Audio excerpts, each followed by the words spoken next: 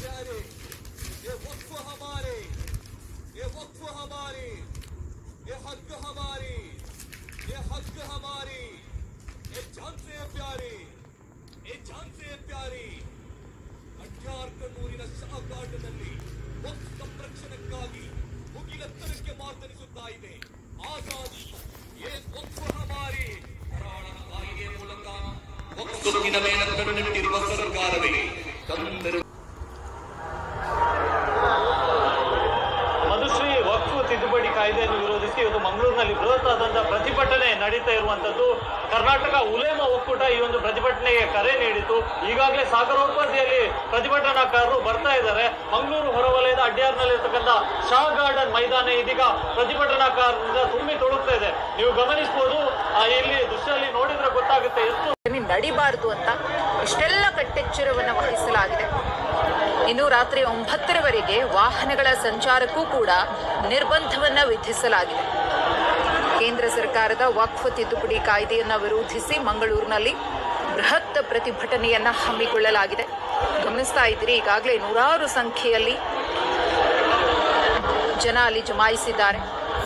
Police ಡಿಪಾರ್ಟ್ಮೆಂಟ್ನಿಂದಲೂ ಕೂಡ ಎಲ್ಲಾ ರೀತಿಯ ಸಿದ್ಧತೆಗಳನ್ನು ಮಾಡಿಕೊಳ್ಳಲಾಗಿದೆ. ಹೀಗೆ ಪೊಲೀಸ್ ಬಂದೋಬಸ್ತನ್ನು ಕಲ್ಪಿಸಲಾಗಿದೆ. ಅಡ್ಯಾರ್ನ ಶಾ ಗಾರ್ಡನ್ ಬಳಿ ನಡೀತಾ ಇರುವಂತಹ ಹೋರಾಟ ಇದು. ಶಾ ಗಾರ್ಡನ್ ನಲ್ಲಿ ಆಜಾದಿ ಮುಗಿಲೆತ್ತರಕ್ಕೆ ಮಾರ್ಪಡಿಸುತ್ತಾ ಇದೆ. ಎ ವಕ್ಫ್ ಹಮಾರಿ ಆಜಾದಿ, ಎ ವಕ್ಫ್ ಹಮಾರಿ ಆಜಾದಿ, ಎ ಹಕ್ ಹಮಾರಿ, ಎ ಹಕ್ ಹಮಾರಿ, ಎ ಹಕ್ ಹಮಾರಿ, ಎ ಜಾನ್ ಸೆ ಪ್ಯಾರಿ, ಎ ಜಾನ್ ಸೆ ಪ್ಯಾರಿ, ಯಾ ಪ್ಯಾರೆ ಪ್ಯಾರೆ, ಎ ವಕ್ಫ್ ಹಮಾರೆ, ಎ ವಕ್ಫ್ ಹಮಾರಿ, ಎ ಹಕ್ ಹಮಾರಿ.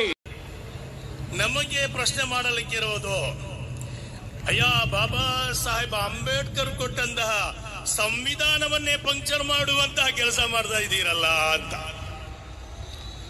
ಮಾತ್ರವಲ್ಲ, ಅಂಬೇಡ್ಕರ್ ಅವರು ಮಾತು ಹೇಳಿದ್ದಾರೆ, ಅಲ್ಪಸಂಖ್ಯಾತರ ಹಕ್ಕುಗಳನ್ನ ರಕ್ಷಣೆ ಮಾಡಲು ಯಾವಾಗ ಸಾಧ್ಯವಾಗುತ್ತದೋ ಆಗ ಮಾತ್ರ ಈ ಸಂವಿಧಾನಕ್ಕೆ ಬೆಲೆ ಬರುತ್ತದೆ ಅಂತ. ಆ ಬೆಲೆಯನ್ನಾದರೂ ತಾವು ಉಳಿಸಿಕೊಳ್ಬೇಕು ಅಂತ ಈ ಜನಸ್ತೋಮ ತಮ್ಮಲ್ಲಿ ಹೇಳ್ತಾ ಇದೆ. ಮಾನ್ಯರೇ, ಪಂಕ್ಚರ್ ಮಾಡುವಂತಹ ಕೆಲಸ, ಅದಕ್ಕೆ ಪಂಕ್ಚರ್ ಕೆಲಸ ಮಾಡುವುದು ಮಾತ್ರ ಅಲ್ಲ.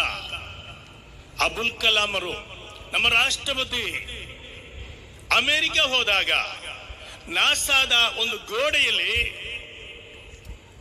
ಒಂದು ಚಿತ್ರ ಇತ್ತು, ಅದು ಮಿಸೈಲ್. ಅದರ ಪಕ್ಕದಲ್ಲಿ ಈ ಕರ್ನಾಟಕದಲ್ಲಿ ಹುಟ್ಟಿದ ಒಬ್ಬ ಮಹಾನ್ ವ್ಯಕ್ತಿಯ ಫೋಟೋ ಇತ್ತು. ಅದು ಯಾರದು ಅಂತ ಕೇಳಿದರೆ, ಮಿಸೈಲ್ ಮ್ಯಾನ್ ಅಂತ ಖ್ಯಾತಿ ಪಡೆದ ದೇವನಹಳ್ಳಿಯಲ್ಲಿ ಹುಟ್ಟಿದ, ಈ ನಾಡು ಕಟ್ಟಿದ ಕೀರ್ತಿ ಶ್ರೇಷ್ಠ ಟಿಪ್ಪು ಸುಲ್ತಾನ್ ಆಗಿದ್ದರು ಅಂತ ಹೇಳಿದರೆ, ತಾವು ಹುಟ್ಟುವ ಮೊದಲೇ ರಾಕೆಟ್ ಅನ್ನ ಉಡಾಯಿಸಲು ಸಾಧ್ಯವಾಗಿದ್ದು ಈ ಮುಸ್ಲಿಂ ಸಮುದಾಯದ ವ್ಯಕ್ತಿಗೆ, ರಾಜನಿಗೆ ಅನ್ನೋದನ್ನು ಕೂಡ ಮರೆಯಬಾರದು. ಮತ್ತೊಂದು ವಿಚಾರ ಹೇಳಕ್ಕಿದೆ. ಮುಸಲ್ಮಾನರ ವಿರುದ್ಧ ನಿರಂತರವಾಗಿ ಸಂಚನ್ನ ಹೂಡಲಾಗುತ್ತಾ ಇದೆ. ಅವರ ಹಕ್ಕನ್ನ ಕಸಿಯುವುದಕ್ಕೋಸ್ಕರ ಪ್ರಯತ್ನವನ್ನ ಮಾಡಲಾಗ್ತಾ ಇದೆ. ಆದರೆ ನಮ್ಮನ್ನು ಕಟ್ಟಿ ಹಾಕಲು ಸಾಧ್ಯವಿಲ್ಲ ಅನ್ನೋದನ್ನು ಕೂಡ ಈ ಜನಸ್ತೋಮ ಎತ್ತಿ ಹೇಳುತ್ತಾ ಇದೆ ಅನ್ನೋದನ್ನು ಕೂಡ ನೆನಪಿಸಬೇಕು.